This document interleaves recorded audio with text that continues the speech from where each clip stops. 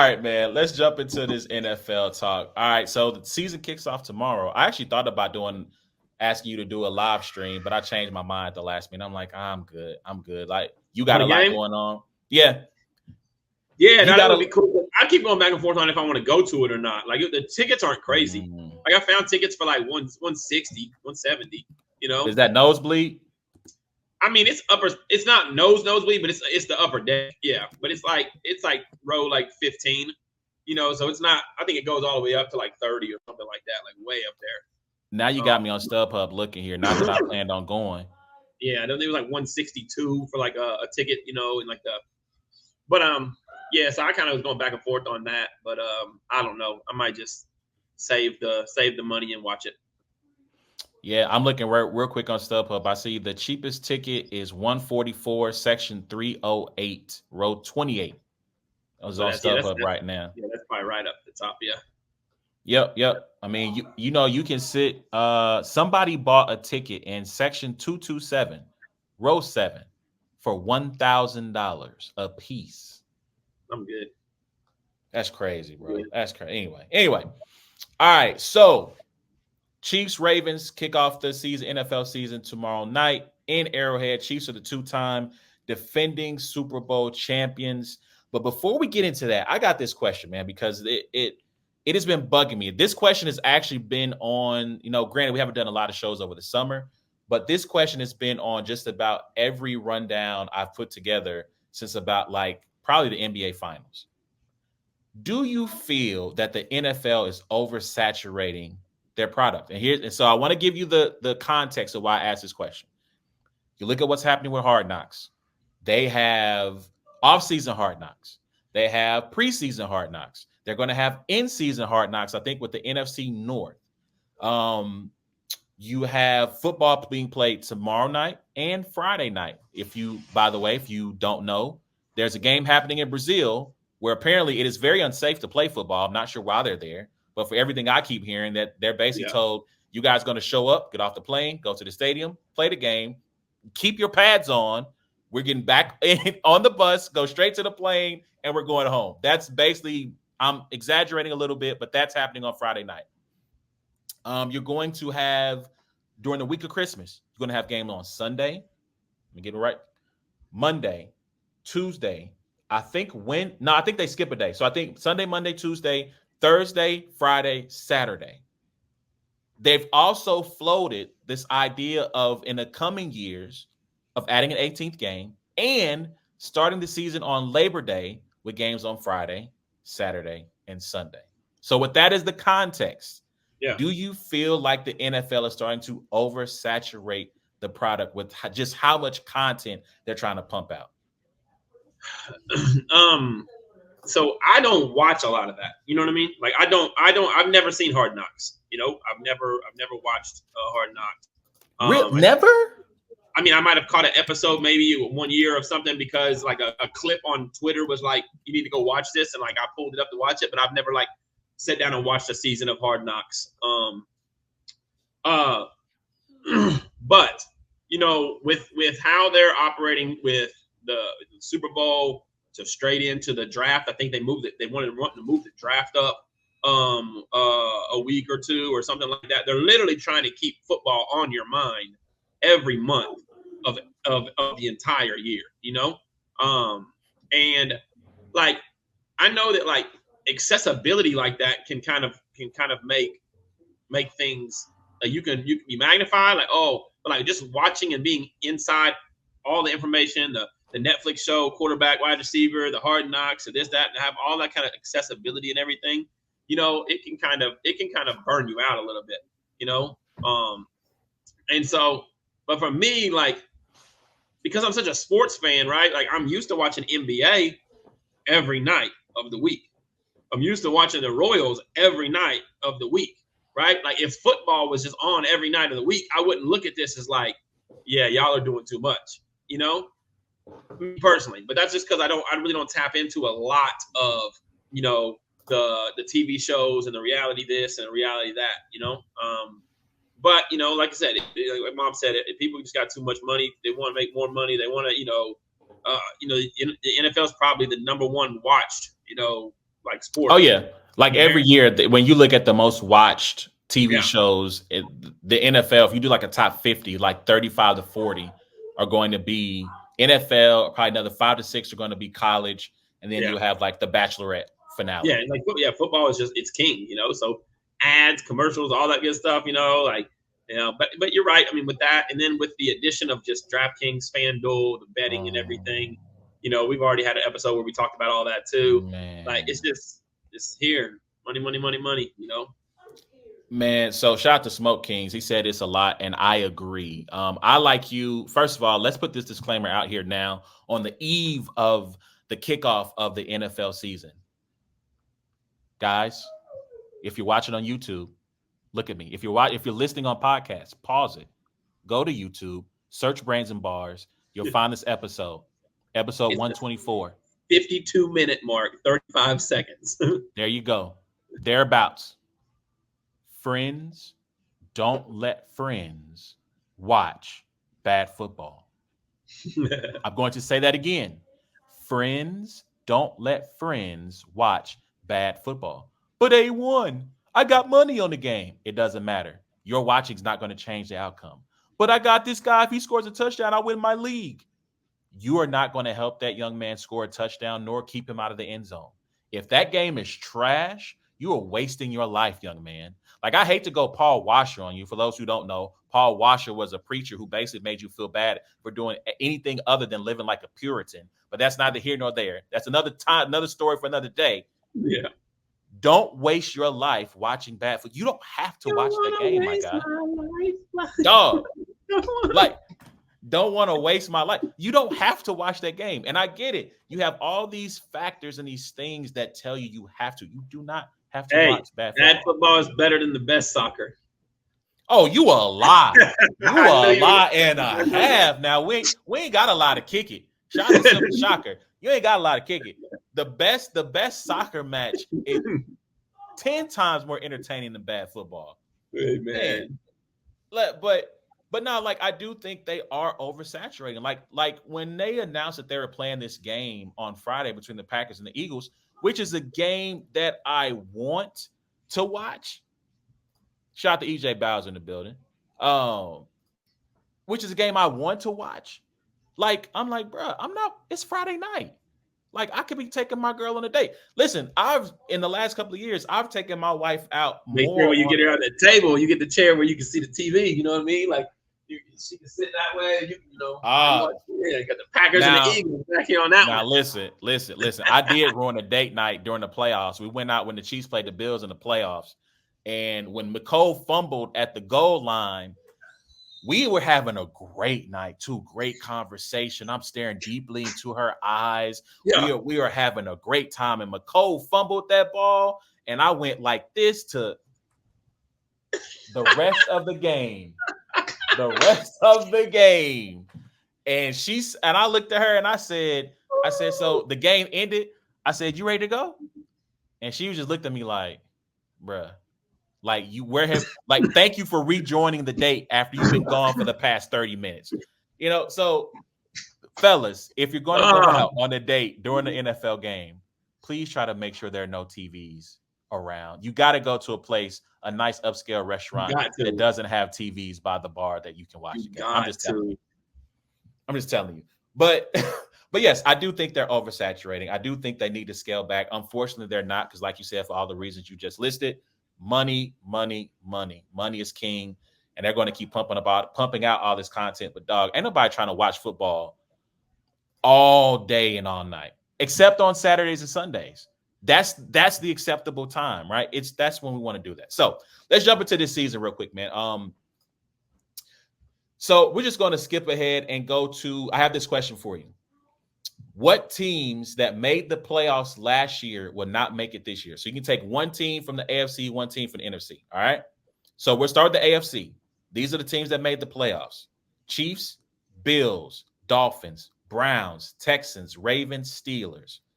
Which of those 7 teams, will not make it back to the playoffs this year? So I'm gonna pick one, and I'm gonna pick my dark horse. My team that won't make it back to the playoffs is the Browns. Probably an easy pick. They still do have a really good defense. I think Deshaun Watson is just a shell of himself. Amari Cooper's getting a little older. They really haven't. They're out. Nick Chubb's not there for the first 4 games. Drew Ford is actually a pretty good running back, but he's not Nick Chubb. So I'm taking the Browns. The dark horse would be the Buffalo Bills. I think the Buffalo Bills, their division's gotten a lot better, and they've lost their skill position. Like they lost Dave Davis, they lost Stephon Diggs. Josh Allen's going to have to do, I think, a lot more with his legs and carry that offense a lot more.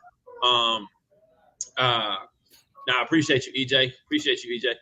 So I think that that's the dark horse to miss the playoffs for me. It's either the Bills or the Dolphins. Somebody from that division. I don't know that they get them in with the Jets because I foresee if Aaron Rodgers stays healthy, the Jets making a playoff run. Okay. So I'm going to take the Steelers to not make the playoffs. Even though I do think that God has taken Deshaun Watson's ability to play football as punishment for getting away with what he was doing down in Houston. Shout to T-Rex. He got away with it, but he didn't get away with it. Yeah. I think that their defense is stout enough to make it happen. I do think Russell Wilson is potentially a shell of himself. And I think for the first time, Mike Tomlin is going to go below 500 and that he is not going to make the playoffs this year. So that's my team that I think will not make the playoffs from last year. And I'm going to go with the Dolphins as the dark horse to not make the playoffs. I think that they suffered 2 catastrophic injuries at the end of the year. Bradley Chubb and Jalen Phillips both tore their ACLs, and Jalen Phillips in particular was having a really good year, a breakout year for him. Do they have the pieces to replace them until they come back? What will they look like when they finally get back? And I think defensively, they're going to be hindered too much to make a run. All right, so let's jump to the NFC. The 7 teams that made the playoffs last year: Niners, Lions, Packers, Cowboys, Rams, Bucks, Eagles. Which of those 7 do you see missing the playoffs this year?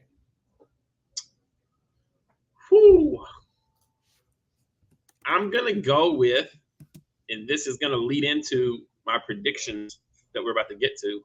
I'm going to go with the Buccaneers. I think that the Atlanta Falcons are going to end up winning that division, and I think that's a one spot division. I don't think multiple teams are going to get from that division. So I'm taking the Buccaneers. If I had to have a dark horse to not make the playoffs, I would go.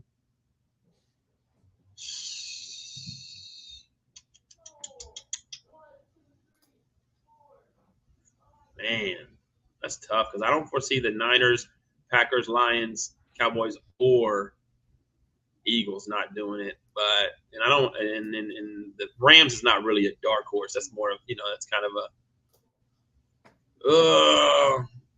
All right, I'll take the Niners. I'll take the Niners as a dark horse. Look at you stealing my thunder. Yeah, I want to do that so you can't play your pessimistic game of, oh, my team is just going to fall apart. So I'll take the Niners.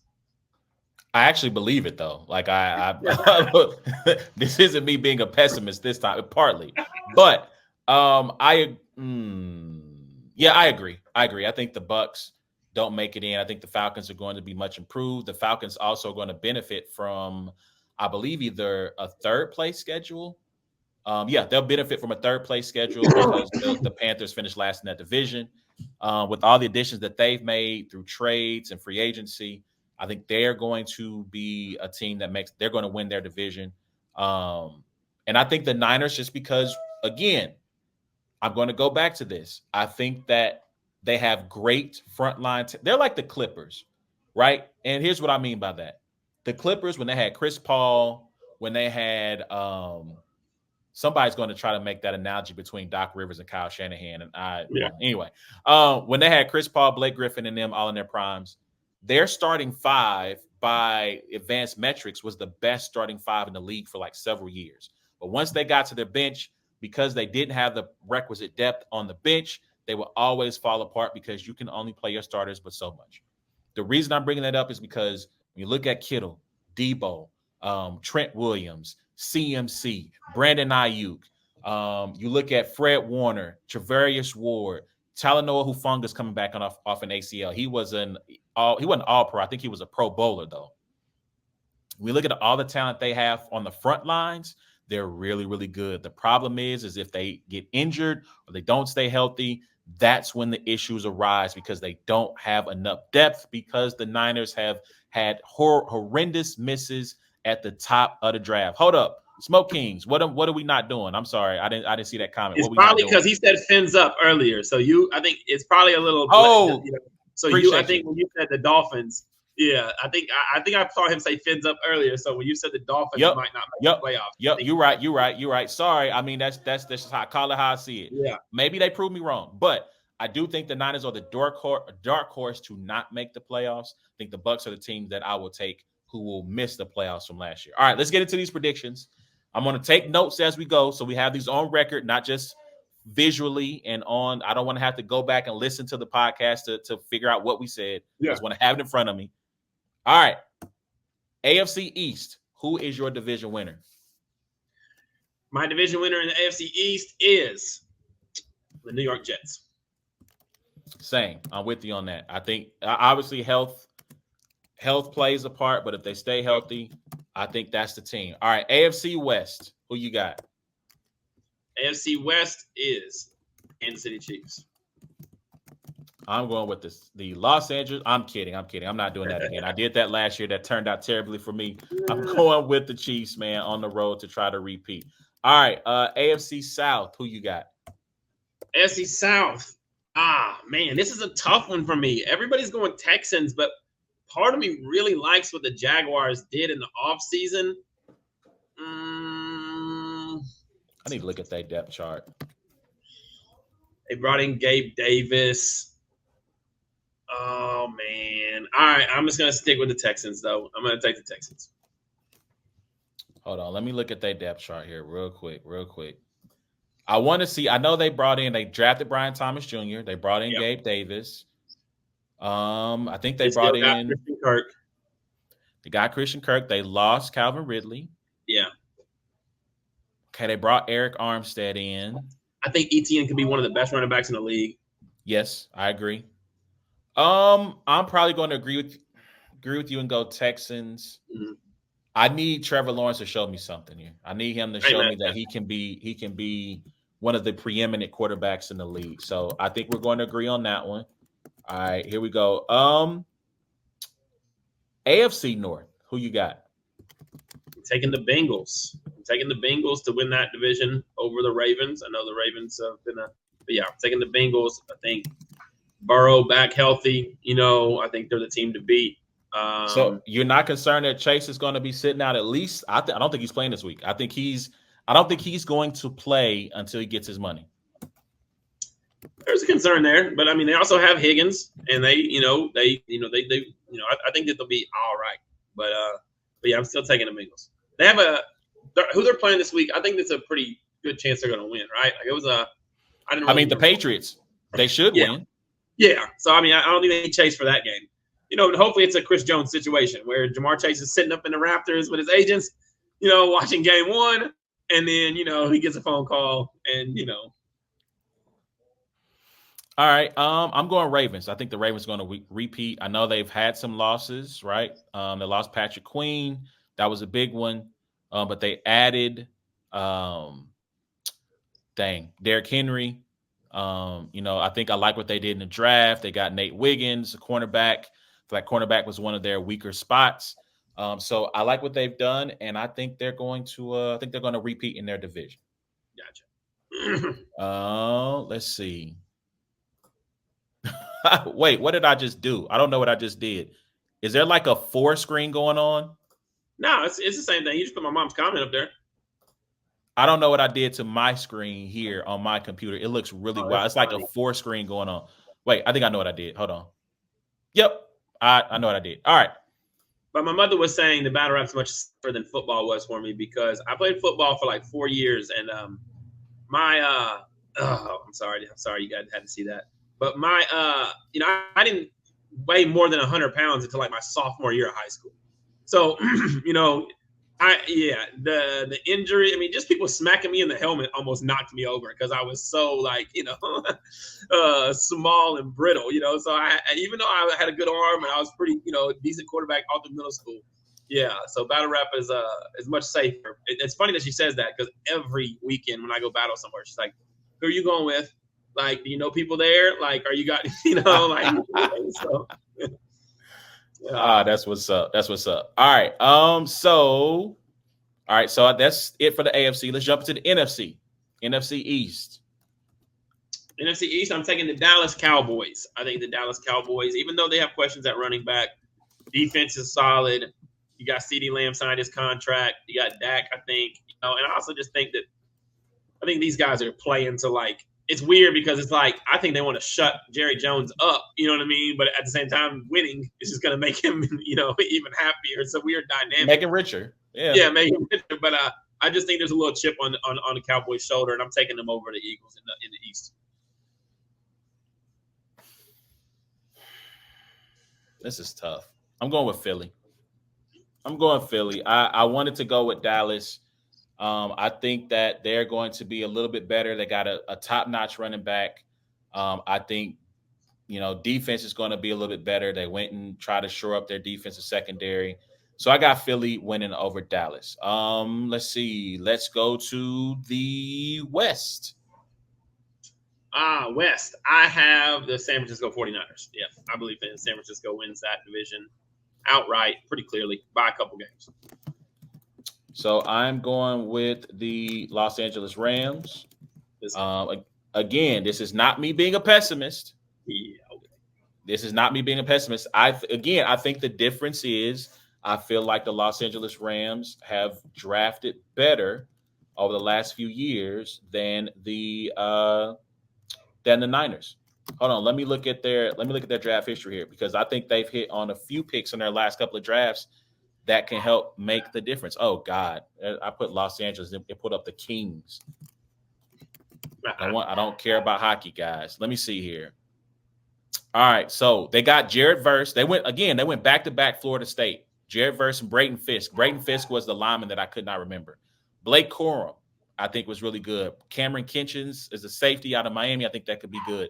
Jordan Whittington had a really good preseason, and I know Sean McVay said that he's going to try to find some ways to utilize him during the season. But last year, Byron Young, Tennessee guy. Yep, he was really good. Really well. Kobe Turner, I like that pick. Puka Nacua. Yeah. You know what I'm saying? So like they found some people. Kobe Durant, Kyron Williams, right? Darion Kendrick got starts for them last year. Russ Yeast started for them last year. Tutu Atwell, right? So they found players in the draft that, whether it's depth or whether they're really good starting players, that can keep you from having to pay, guys $1 billion and stressing your cap out and figuring out how you're going to keep this guy or let that guy walk, so on and so forth. So that's why I think the Rams are doing it. Again, not a pessimist, just being a realist on that one. NFC South. South would be okay. Let's see. Oh, we already talked about that. I got the Falcons winning the NFC South. I got agreed. I think that the addition of Kirk Cousins, the new coaching staff, I got the Falcons taking that division. And listen, if something should happen to Kirk Cousins, I trust Michael Penix right now. I'm not saying it's going to be perfect, but I trust Michael Penix if they need it. You don't trust the GOAT of all backup quarterbacks if something happens to Brock Purdy. No, I trust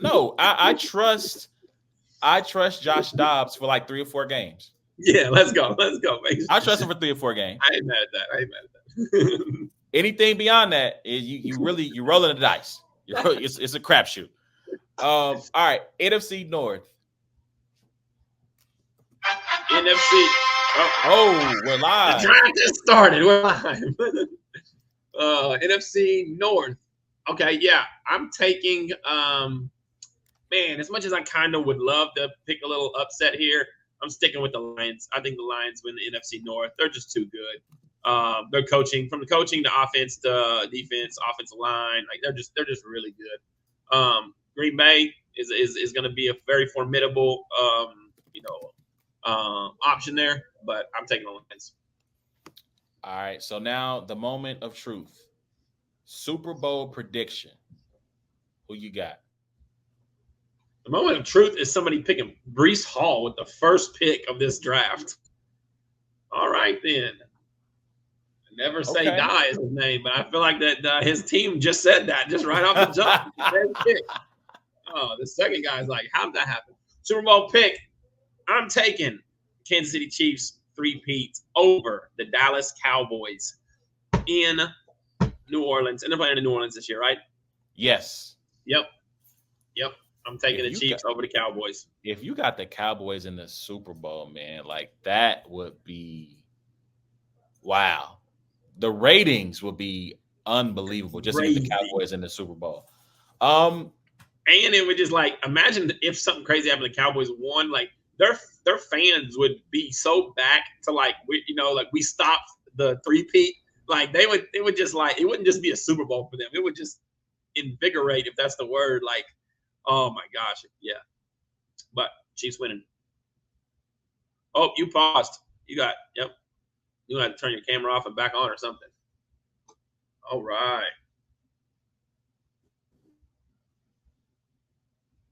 Nope. So, Christian McCaffrey goes second in this draft. Bijan Robinson third. CeeDee Lamb fourth. And now we are on pick number 5. And we have pick number 7. While A1 figures out what he's got to do to get his camera back going. I do believe that the Kansas City Chiefs have a good chance of making it back to the Super Bowl. And I think, I'm on the clock. Ah, crap. All right. I don't really like a lot of these picks. Jamar Chase, we just talked about him not being there maybe for the first couple games. Loso probably would want me to take Justin Jefferson because the Vikings is his favorite team. But the quarterback play, like we don't know if he's going to be – I'm taking Saquon Barkley. Boom. We got Saquon Barkley. Let's see if A1's able to get back into the chat. If not, he'll text me, and we will go ahead and end this segment of It's a Black and White Thing. But, yeah, I think that the Chiefs – oh, there we go. Yeah. So I got a phone call, and it just, like, messed up everything. Well, so you took Saquon. I heard that. Yeah. So I could have had Justin Jefferson. He might be mad. We'll see. But man, I just don't trust Sam Darnold. Justin everybody told me that Justin is quarterback proof. All right. So let me get my picks out the way. I'm trying to think. What was the last thing I heard you say? You said you were talking about Cowboys. I don't know how I'm gonna fix this in post, but I'll figure it out. All right. So you got Chiefs over Cowboys. I'm going to go 2 snake-bitten franchises. Franchises that have endured lots of misery over the years. One in particular has found the banana peel over and over again, but this is going to be the year where they break that curse and they are able to say they're champions. So with that being said, the Cincinnati Bengals. That's not who I'm going with. Oh, keep going. Shout out to Gang Green. Shout out to 3 Letterman. Shout out to all the Jets fans across the world. I'm going to say that the Jets are finally going to get over their misery, and they are going to defeat the Detroit Lions in the Super Bowl. Aaron Rodgers is going to win his second MVP, his Super Bowl MVP, and I think he's going to retire after winning his second Super Bowl. I ain't mad at it. I like it. And the ratings will be Absolutely not. Those ratings. So I heard somebody say this. I think it was on Dan Patrick's show. Like some of the most expensive tickets this season involve the Lions. Really? Yeah. I mean, I know they said that a lot of their fans had bought tickets to the Super Bowl. There are a lot of fans in Vegas because they thought they were going to beat the Niners. So trust me, if they actually make it, New Orleans is going to be a lot of what up, doe happening down in New Orleans. You know what I'm saying? So I got Jets over Lions. we'll see what happens, man. To those who were watching, I apologize. I got a phone call. I got to make sure I turn on my do not disturb. And it was a scam likely, too. We took Puka. We took Puka with the second round. I like that. I'm not mad at that. Yeah. Olave was available and Mike Evans, but I went Puka. I like that. I like that pick a lot. All right, well, Kyron Williams with the double running backfield, which would have been kind of nice. Saquon and Kyron. Yeah, I mean, most of my drafts, I try to make sure we went wide receiver, running back, or vice versa in the first two. Yeah, because this is a flex league, so it's not like an offensive player. So no PPR. Yes, it is PPR. Yeah. Okay. Yeah. So at least you got two running backs who are going to catch the ball at the backfield too. So although Kyron returning kicks like that, I didn't take Kyron. I took Puka, but I know, but I was just thinking about that because I think I picked up Kyron in one of my leagues. I always made sure if I took Kyron, I made sure to get Blake though because that concerns me. Yeah. All right, man. That's our time, man. We appreciate y'all for sticking through us through the technical difficulties. We appreciate y'all watching. Please remember you can check out every episode of It's a Black and White Thing by going to the podcast app of your choice, searching for It's a Black and White Thing, liking the content, sharing the content, give us 5 stars. You can also check us out on YouTube weekly. Search Brains and Bars, hit the notification bell, subscribe, tell a friend, and tell a friend. It's those boys again. And until next time, it's been a black and white thing. I also forgot to shout out to social media. It's at Brains and Bars, Twitter, Instagram, Facebook, and TikTok. And until next time, y'all be easy. Happy NFL opening night. Y'all be easy. Mama Ward, appreciate you sticking through the technical difficulties. Have a good night. And we'll holler at y'all, man. Yep.